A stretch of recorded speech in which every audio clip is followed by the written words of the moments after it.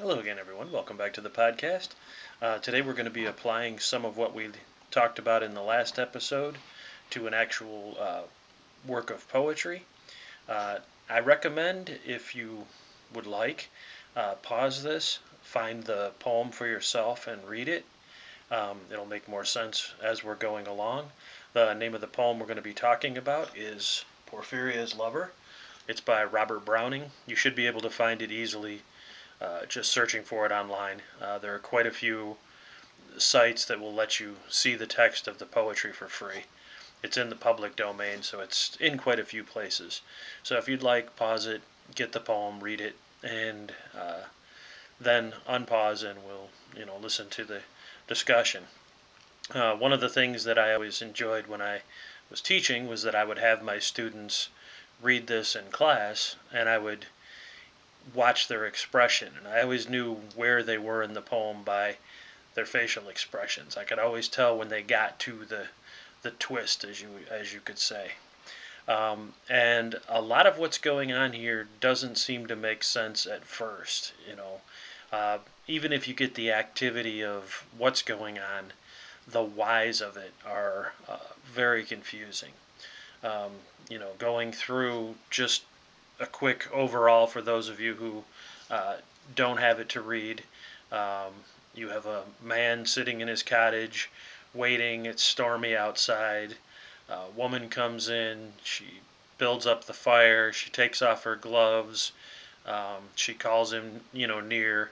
He doesn't respond. She, bares her shoulder, puts his head on her shoulder, and he kind of gets the sense that she's in love with him, and she's finally his.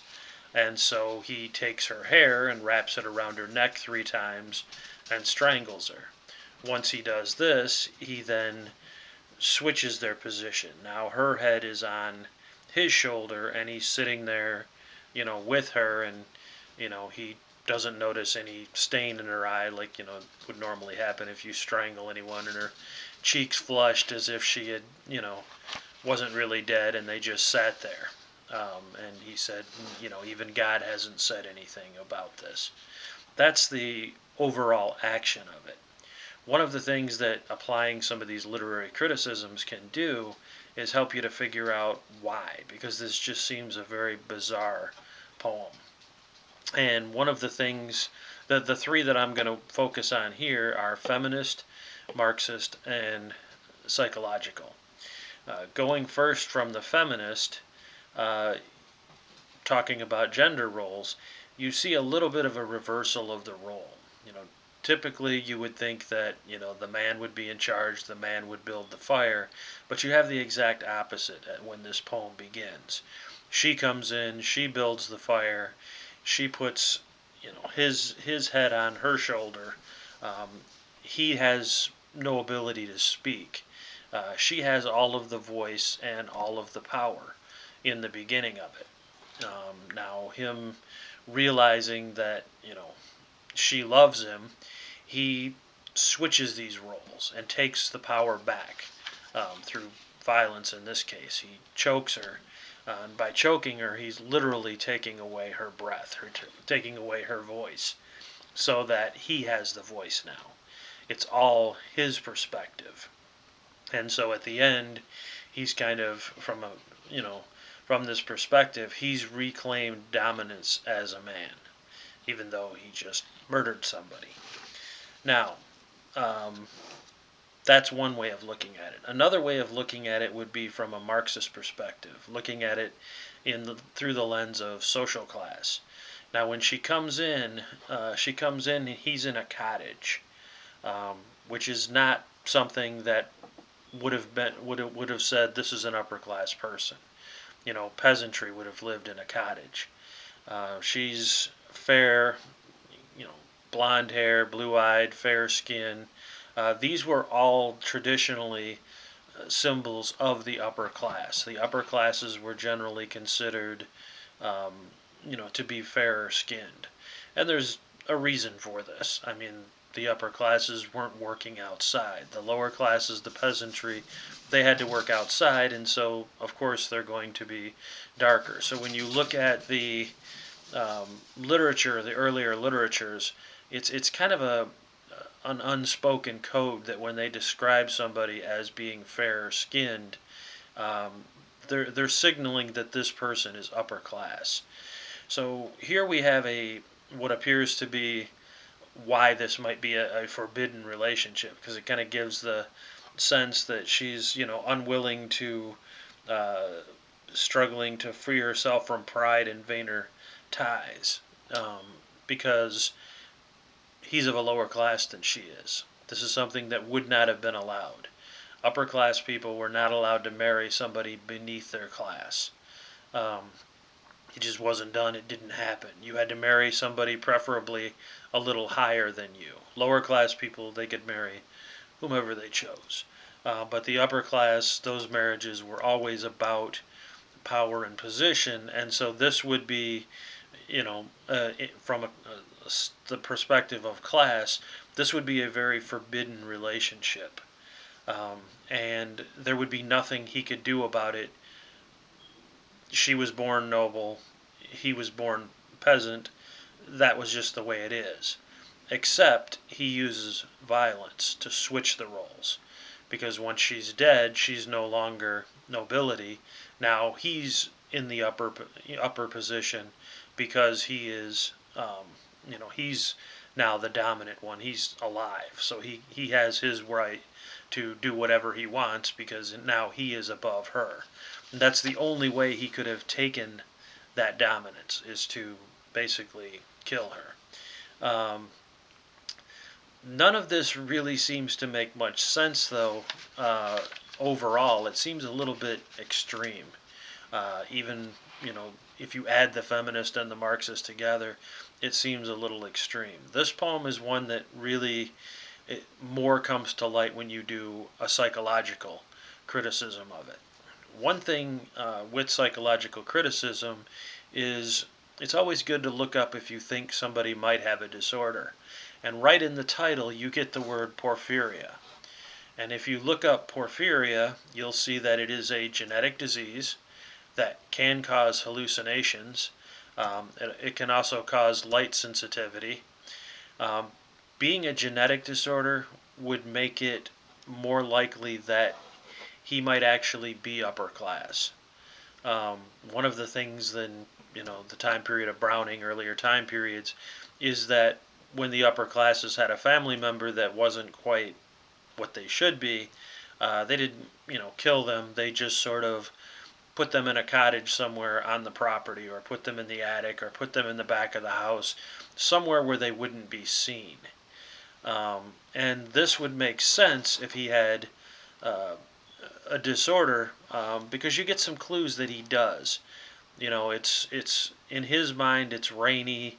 It's storming outside, and all of a sudden, when she walks in, the storm and the cold are gone, almost as if she magically made them disappear. This would make more sense for someone who was suffering from a mental illness, suffering from hallucinations and delusions. Um, she, you know, gets the fire going, takes care of him. There's a possibility psychologically that he misunderstands the whole situation. Yes, she may have said she loved him, but she could be a family member. She could be his mom. She could be his sister. She could be a cousin that's taking care of him. When you have a first person narrator that may not be sane, you have to understand that you might have an unreliable narrator. Now, this is something that Edgar Allan Poe, we talked about in an earlier podcast, used a lot of. He had unreliable narrators. The narrator was insane, and so everything that was told to you by this narrator, you had to be skeptical of, because they might not be seeing things the way they are. So there's a possibility that this character is not seeing things the way they are. This could be a family member just coming to take care of him. Other possibilities from a psychological perspective is that when he strangles her, she doesn't struggle. It's a very peaceful, quiet thing. And when he stops strangling her, her eyes aren't, she doesn't have the blood in her eyes like someone would that was strangled. Her cheeks flush. She doesn't appear to have actually been murdered. So we don't know if she's actually been murdered or if this was just a little game they play. Maybe he didn't even strangle her at all. Maybe he just sat up and kind of switched positions, or maybe he imagines himself switching positions. And so, from the perspective, the psychological perspective, when you get to the end, you know, normally, if you murdered someone, there would be guilt going along with it. But his psychological state said, well, God didn't come down and say anything, so I guess it's all right. And again, we don't even know if he murdered her. That part may have been completely in his head. Now, one of the interesting things with this poem is you can definitely do a psychological criticism where you focus on the author. You'd have to research the author a little bit to know this. Robert Browning, the poet, was married to Elizabeth Barrett Browning, who was older than he was and much higher up, not only socially, but also in the world of poetry. When she was alive, it was, they would go to a party and it's like, oh, there's Elizabeth and her husband, yeah, Robert, that's it. So he was kind of in her shadow, much the way that the character is in the beginning of this. The character has all of the voice, the female character, and the male character feels like he has no voice until, because of her death, he asserts it and finally has his own voice. Now, is this subconscious guilt by the author? Because his wife did die before him, and then he did go on to be, a very huge celebrity in the world of poetry. Is this a little bit of guilt? Is this a little bit of, my, uh, my living in her shadow and being jealous of her? Did that, cause her to die? Did that cause her downfall? And he's kind of sitting there in the end of it questioning, the morality of it. He doesn't, hear an outcry from God. He doesn't hear an outcry from the public. So maybe it's okay what he did. Maybe he didn't really do anything. So there's lots of ways you can look at this, and the more types of criticism you apply to this and to other works of literature, the more you can kind of get, why are the things occurring? For going back to the feminist, women in this society weren't supposed to have the voice. The men were. So this is the only way he can take the voice back. From a Marxist perspective, she's above him class-wise, and you can't be with somebody who's above you class-wise if you're peasantry. So this is his only way of asserting dominance. Psychologically, how much can we rely on what the narrator is telling us? Because they may be hallucinating. We don't even know if there's anybody else in the room with him. He could have hallucinated that part altogether. Or psychologically looking at the author. Maybe this is, not necessarily something that he wrote intentionally, but maybe this is subconscious guilt working its way out. His feeling guilty about how he was jealous of how big his, how much bigger his wife was as a celebrity than he was, and then after she's silenced, now he gets to be the celebrity and kind of sort of outing himself unintentionally. Okay, I just wanted to do one poem, and I wanted to kind of give you a sense of how they might be used. Now these are these are methods we're going to use throughout this, throughout these sessions, throughout these podcasts.